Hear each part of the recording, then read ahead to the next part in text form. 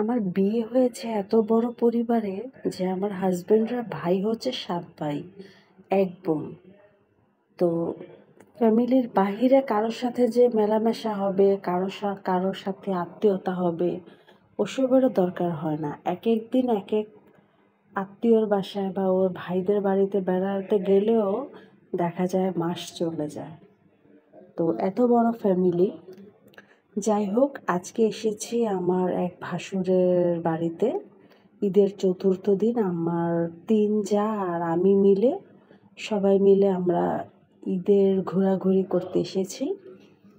তো যেখানে এসেছি আমার ভাসুরের মেয়ে আছে সুজানা। মাশাআল্লাহ, সে দেখতে যেমন সুন্দরী, তার হাতের রান্নাও মাশাআল্লাহ খুবই ভালো। কি বলবো, সে অনেক দিন মোমো বানিয়েছে। সে এতটাই পারফেক্ট মোমো বানায় যে রেস্টুরেন্টের মোমো ফেল হয়ে যায় তার মোমোর কাছে। আসলে আমি যদি ফুড ব্লগার হতাম তাহলে তো অবশ্যই রিভিউ দিতাম। তো এখনও দিচ্ছি যতটাই পারছি। সবাই মিলে মোমো খাওয়ার জন্য আসছি, আর সুজানা আমাদেরকে ইনভাইট করেছে মোমো খাওয়ার জন্য। তো সবাই চলে এসেছি, আমার ছেলেও এসেছে। সবাই মিলে আর নুডলসও রান্না করেছে। কি বলবো, খাবারটা মাশাআল্লাহ খুবই অসাধারণ হয়েছে। খুবই আড্ডা দিলাম, খাবার খেলাম।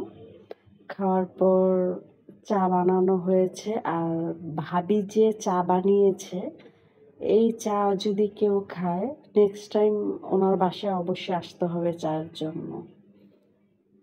চাটাও এত মজা, কি বলবো, খুবই আড্ডা দিয়েছি, ঘোরাঘুরি করেছি, সবাই মিলে এনজয় করলাম।